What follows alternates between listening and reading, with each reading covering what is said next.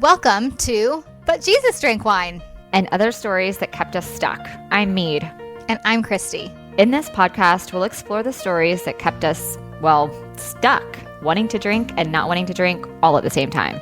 Join us as we show you that freedom from alcohol does not have to mean a life sentence of misery and missing out, but actually means living an authentic life full of peace, joy, and purpose.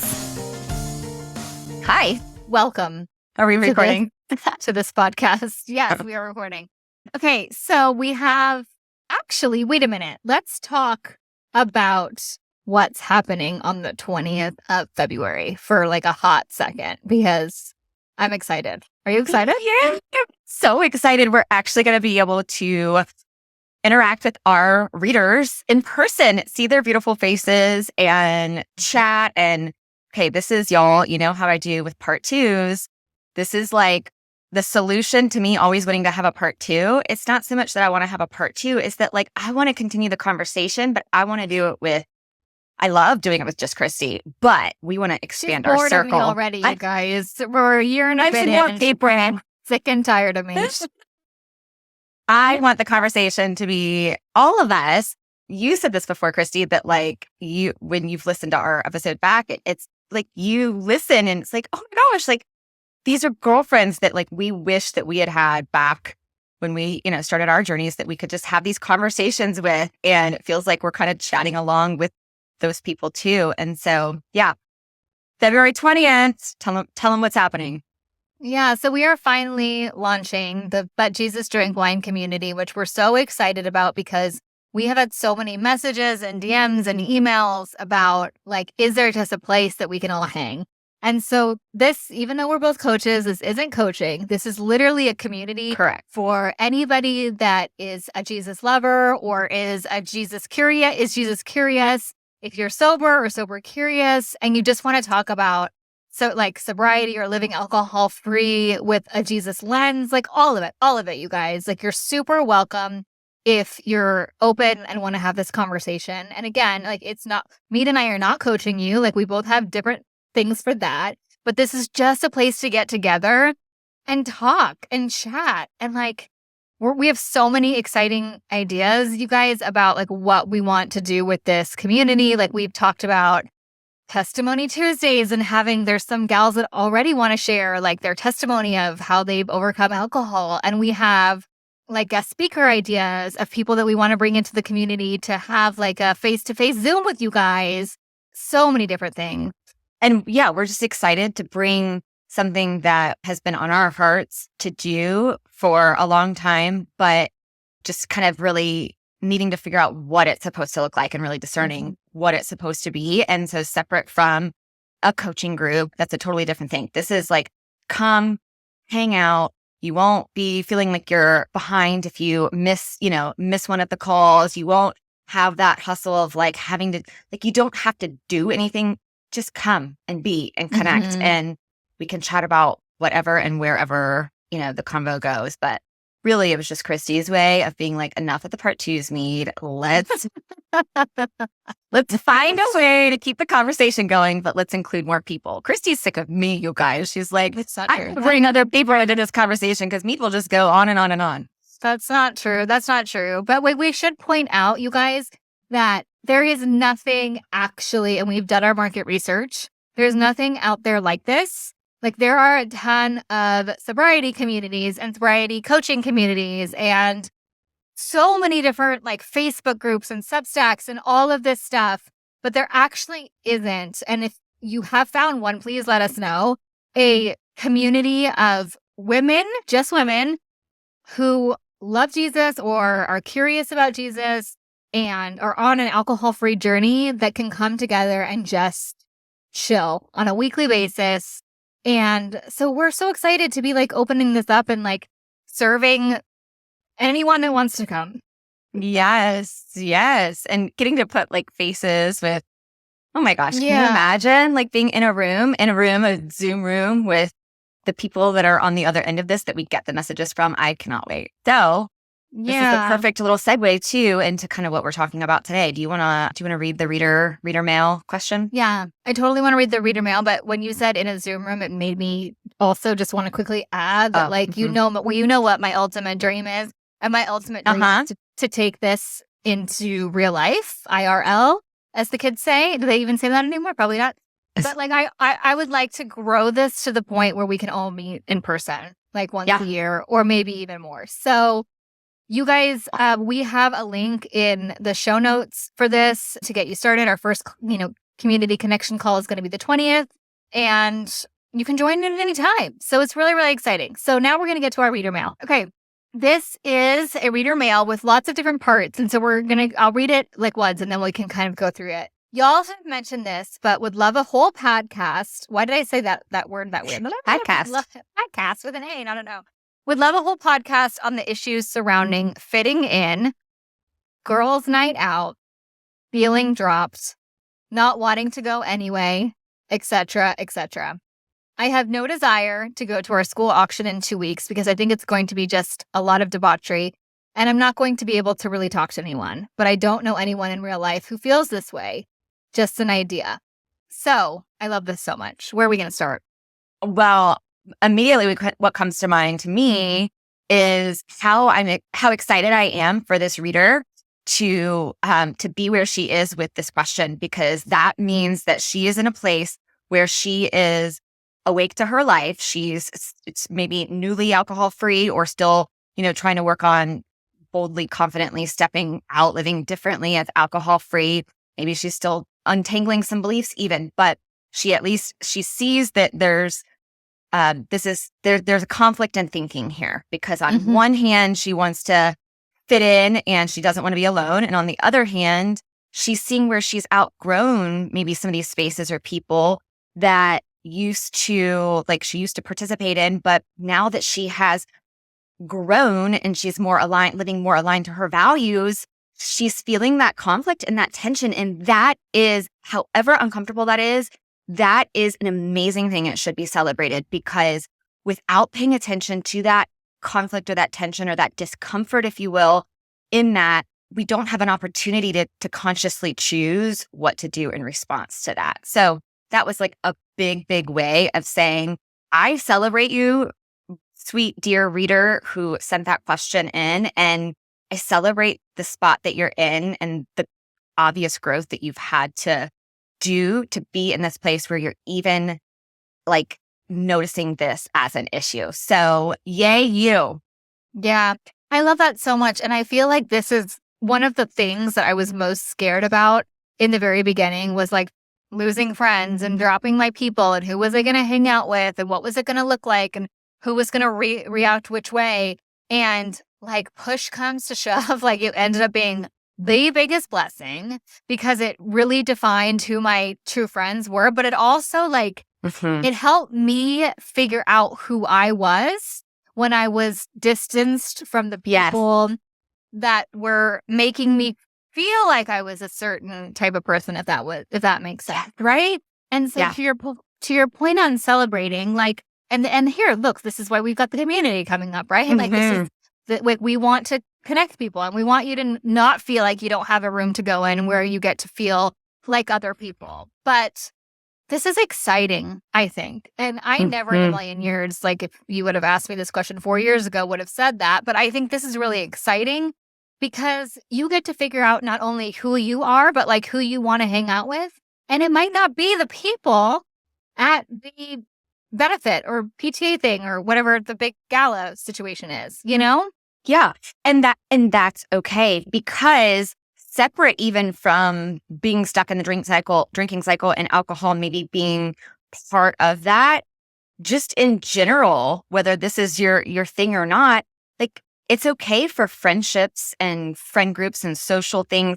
It's okay for those to be good or, okay for a season, and us to outgrow. Like we always want to be, we want to be growing. If not, like we're dying, right? Like if we're not growing, we're dying.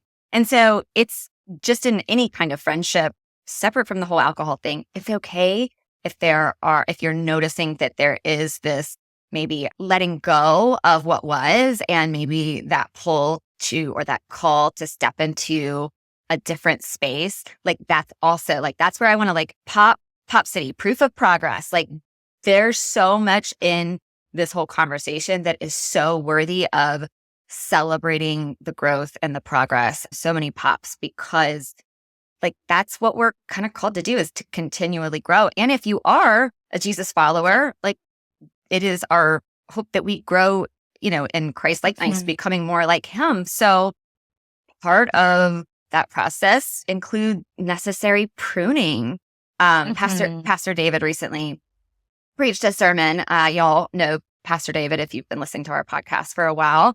The fabulous Pastor David from my church, he preached recently on, pruning, where like, and he didn't say this, this was kind of one of my takeaways, that like, it's easy in a sense to kind of prune things that are bad. Like it's easy to look at our lives and go like, this is not good for me. Like, I know that's got to go. But from what I took from that sermon that day was like, it's been a lot harder to prune things that maybe aren't bad. Maybe they're good things. Maybe they're okay things, but they're keeping me from growing into who the Lord has, called me to grow into. And I think that very, very much fits with having that pruning that comes with, maybe new friend group, and the necessary, like almost like retreating or pulling away, distancing that you talked about, Christy, in that space, to be able to figure out, well, what is it that when you wake up to your life, like you are like in this great place of like, oh, I get to choose what I want to do, where I go, how, and that can be kind of uncomfortable, but it's also like so liberating, because so much of the way I was living when I was stuck in the drinking cycle was just on autopilot. It was just like, this is what I do because this is what I do. This is where I go. This is who I hang out with. This is where, just because that's what I did. So it's the price of growth as well. Yeah, I love that so much. I love that so much. And I think also there's this, like, to your point, like it feels really uncomfortable when you're in this like middle ground kind of, you realize that like alcohol is no longer serving you. You realize you kind of want to live a different way, but you still only have the old friends and the old ways around. And I mean, I remember the night that I was out at a 40th birthday party, and I had planned it, and I had brought the cake, and I had done all the things. And I came to the party, and they were going to all go on literally just to keep drinking after. And there was no dancing or anything like that. It was just purely to keep drinking. And so I knew that, and this was at midnight. Thank you very much. I stayed out way past my bedtime. But I said goodbye to the birthday girl, who was one of my closest friends to this day. And I got in the car and I burst into tears. And it was like this crazy feeling of like knowing that knowing that like I didn't want to keep going, that the best part of the night had already been had, that the reason that I had gone to that dinner, which was to connect and to celebrate my good friend, had happened, that all of those things had happened, and it was time for me to go. But there was this dissonance in like, I'm not that old person anymore. I'm not the girl that shuts the party down. I'm not the girl that keeps ordering the rounds of shots. I'm not the girl that forgets if she paid the babysitter or not. And I don't want to be that person anymore. But like, there goes all my friends off to do this thing that on the outside, people, like the majority of humans, still think is quote unquote fun, right? And so you're also, dear reader, and by the way, like this is a joke, you guys. We know that you're listeners, but I said it once and now we're going to go with it forever. This is the problem, dear reader, is that like you're in this middle ground, right? And the new people haven't popped up yet. And yeah. And then the new situations haven't popped up yet. And you're still feeling like a little bit like weird about flexing boundaries, which is fine, because Meade and I went through the exact same thing. One of the things, I'm just on a roll here, but like, go girl. One of the things that I like honestly started to do, and still do to this day, and you and I have talked about this offline, is I pray for Christian friends. I pray for Christian friends and Christian influences in my life, because when I like started this journey, I had a few, but it's so important. But this is something that God can do, right? He can he can change all of your friends. He can do all the things. And so prayer is a good part of this, I think. Yeah. You're jumping up and down and like, I know, like, wiggling. So I feel like I should stop talking. Responding to the heartfelt request from you, our wonderful, wonderful listeners, for a deeper sense of community, we are so excited to introduce y'all to the But Jesus Drink Wine community. Get ready to be part of an exclusive experience where you'll join a sisterhood of kindred spirits on a transformative journey of faith, sobriety, and personal growth. You'll gain access to our private community, a place where deep connections can flourish among women who share your aspirations of strengthening faith in Christ and breaking free from alcohol. But wait, there's more. We'll host regular connection calls to facilitate fellowship with like-minded gals, no matter where you stand on your alcohol or faith journey. Whether you're seasoned or just curious, you are very warmly welcomed here. Prepare to be inspired by guest expert sessions and engaging Q&As that explore the essential topics for your sobriety, faith, and holistic wellness journey. Don't miss out on securing your spot. Click the link in the show notes to learn more. We can't wait to see your beautiful face in the But Jesus Drink Wine community. Because I was just thinking, oh my gosh. I mean, the Lord knew better than to introduce us to each other when we were stuck in the drinking cycle. Because what you just described, I'm like, it is a good thing that we didn't know each other. Then we would have gotten into so much trouble together. But better than that is the point that we both were prayerful for like-minded, friends, Christian friends, and we found each other as a result.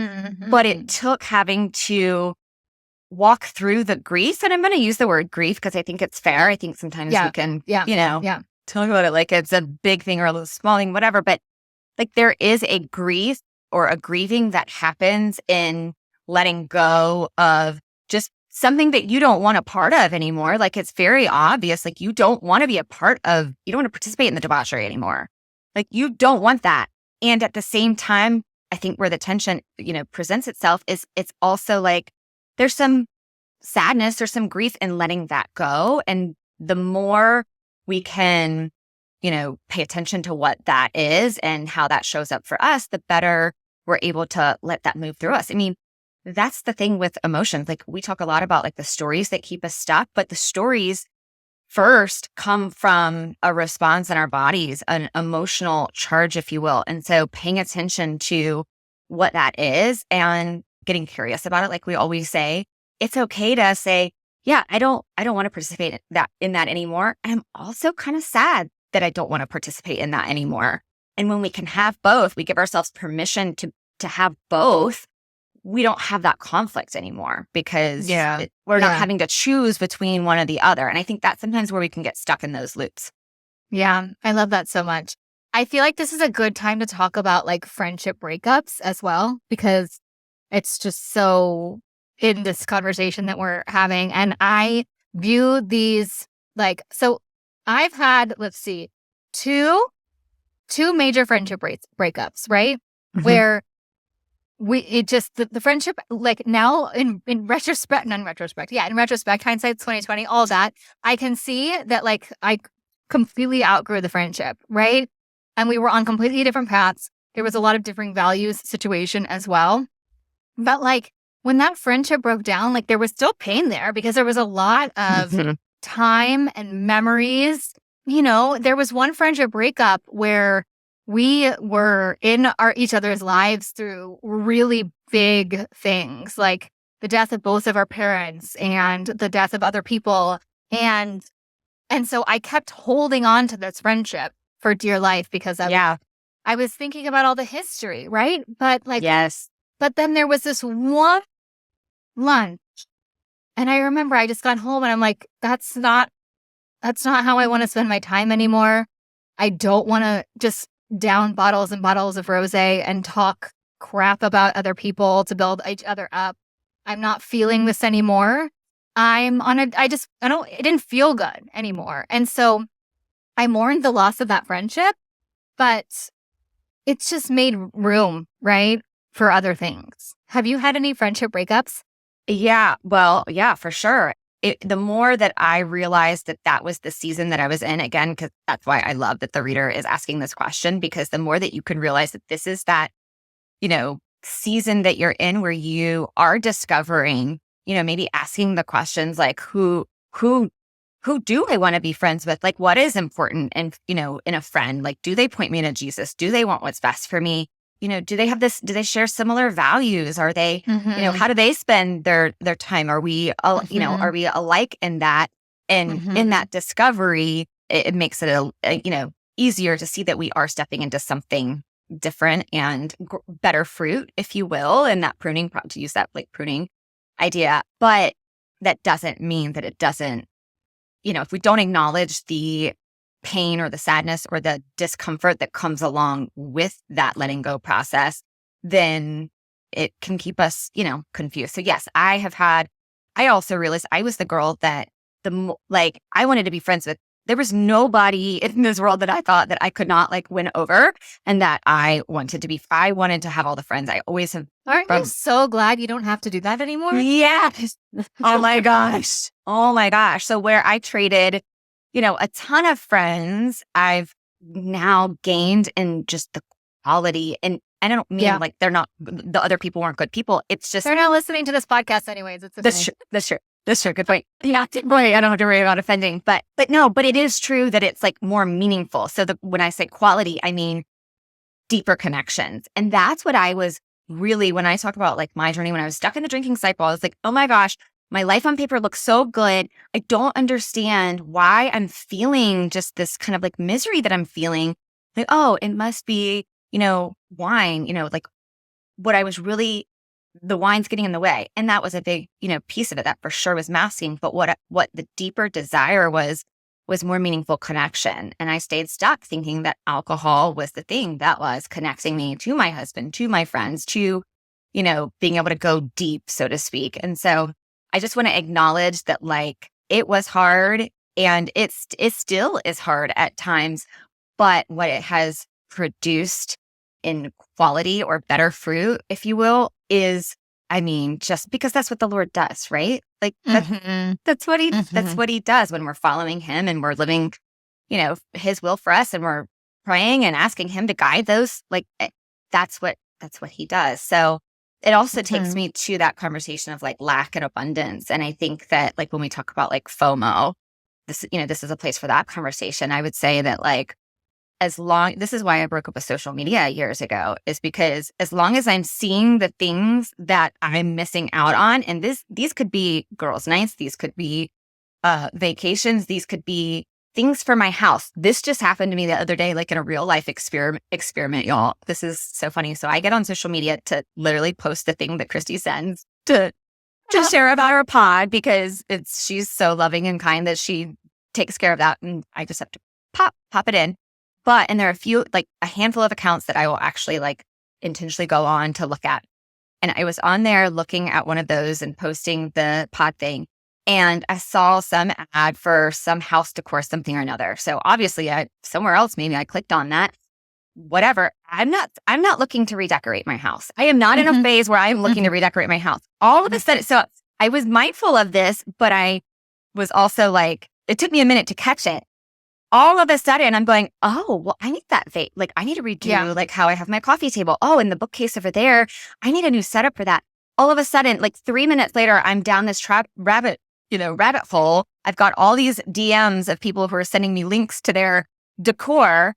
So my 10 minutes prior, I was at peace with how my house was. I was not looking to redecorate my living room and my dining room and buy new linens for my kitchen and my light. I was at peace because everything within my walls was good and great and all of those things. My mind saw what it didn't have and went to, hurry, you need this. And it happened so quickly. And the same thing happens. I'm going to land this. I promise I'm going to land this plane. I know where you're going and I'm so happy about it. Same thing happens with the highlight reels of our friends on social media. It's the same thing that happened. Or in life. In life. Or in life. I mean, it's the same thing if you're an entrepreneur in the business world, the coaches world. All of a sudden, you have a social media feed full of all the, big coaches and what they're doing and get this and all the.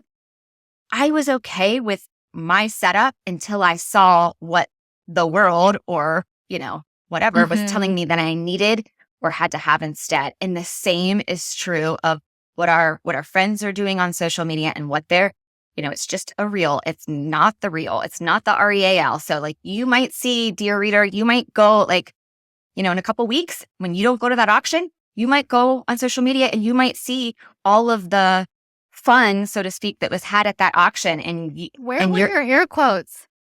Oh, they're outside the screen. Oh, okay. I can't see them. I got really stressed. Okay. She went to move too much. You might see that and you might go, oh my gosh, and feel that discomfort of like, I really missed out. Don't let the world tell you what you're missing out on. Start celebrating what you do have. And that's why I wanted to start this with celebration too. Like, so focusing on what are the great things about doing life without alcohol right now. If you're new to this journey and you haven't, I'm sorry, Chrissy, I'm going to let you jump in here just one more second. If you're new to this journey, we like to have conversations and Meade's just going on a monologue. If you're new to this journey or if you're not new to this journey and you are not every single day looking for at least one gift of being free from alcohol, at least one, if not like 10, then you're missing a really, really exciting part of this journey that also helps us train our minds towards seeing the abundance and not the lacks. Being stuck in lack is no bueno. All right, I'm done. Jump in, please. Save our listeners from. I love that so much because it's so true. And I don't remember the exact quote or stat or whatever, but what you might remember it is like you become the sum of the 5 people you hang out with or whatever it is. Pastor David. Yeah. He spoke to that. Yeah. He's definitely said it, but I mean, it's also, so it's a thing. Yeah. It's a thing. It's real.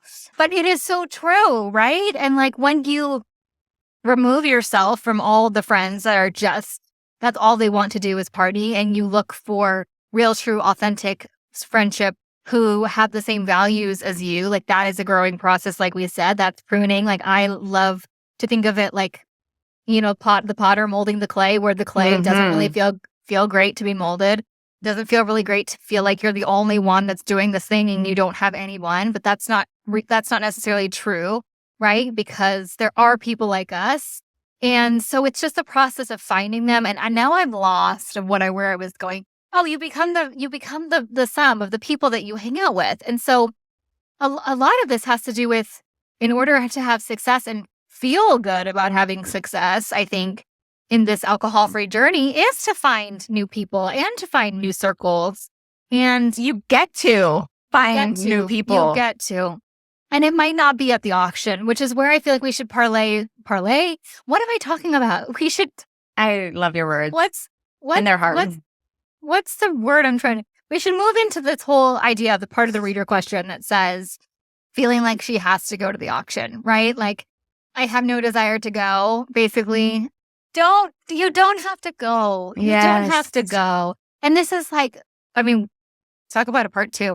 This is where like the shoulds come in, right? And the shoulds are coming from ourselves. Okay. I'm going to like call out one of my clients right now, and I don't think she'll be mad at me for saying this, and I love her so much, but I don't think she will. But we were talking about all of the shoulds on her list, and how we can like basically find rest and incorporate that so she doesn't get to the point where she wants to hit the eject button with alcohol. And one of the shoulds on her list was like walking the dog, which of course, like, yes, you should walk the dog. But her reason behind her should is that the dog was going to be mad at her. No, yeah. I know. Oh, she's one of my people, like, reformed people pleaser that like the dogs have emotion. Yeah. I mean, they do, but like, yeah. Which, by the way, like, let's just be clear. I think that all the time about Copper. Like, oh my God, she's not going to love me. We haven't gone out all day today. But like the point is the shoulds come from us. They don't actually come a lot of the time, prefacing, gosh, I can't speak today. Words are so hard. They are really hard. I know this isn't true for everybody, but a lot of the times this is not actually your spouse. And a lot of times this is actually not your children or your friend that you were worried about letting down. Like, also, by the way, like, side note, now I'm going on a tangent, but like, if you were my friend, guys, and you cancel on me, I love you. I mean, I'm totally want to spend time with you, but also if you cancel, it's okay because it means I get a quiet hour. But where was I going, Meade? Where was I going? Yeah. You win, she wins. Yes, you don't have to be trapped, imprisoned by the should. The should. Yeah. I was on there's the no shoulds. room That's for them. where I was. Yeah. Yeah. Yeah. Get off the Yeah. should. Get off the should train. And I would even say like that voice, like, I mean, is that the enemy? Is that one of the ways that the enemy works against us? Like, Ooh, yeah, good one. I mean, I don't know. Where's Pastor David when you need him? But they're I think not. it is. Of course it is. Right? Like it could be, right? And so recognizing it as that, it's like, okay, that voice that's feeding me the should does not have my best interest at heart. So if I'm giving into that based on that, that narrative, I should be doing X, Y, Z, then like that's again, no bueno.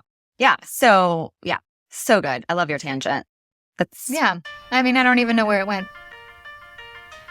Thank you so much for joining us again this week. You can find all of our episodes at butjesusdrankwine.com, and make sure you follow us over on the gram at Love Life Sober with Christy and Meade at I'm Not Sober, I'm Free. To learn more about what we do, you can visit our websites at meadehollandshirley.com and lovelifesober.com. Take a screenshot of this podcast and share it with a friend or two. And don't forget to subscribe so you don't have to worry about missing a single episode. And if you love what we're doing, please leave us a review on Apple or Spotify. This helps more women who are feeling stuck and alone in the overdrinking cycle to find hope and encouragement. Thanks, ladies. We so appreciate you. We'll see you next week. Bye.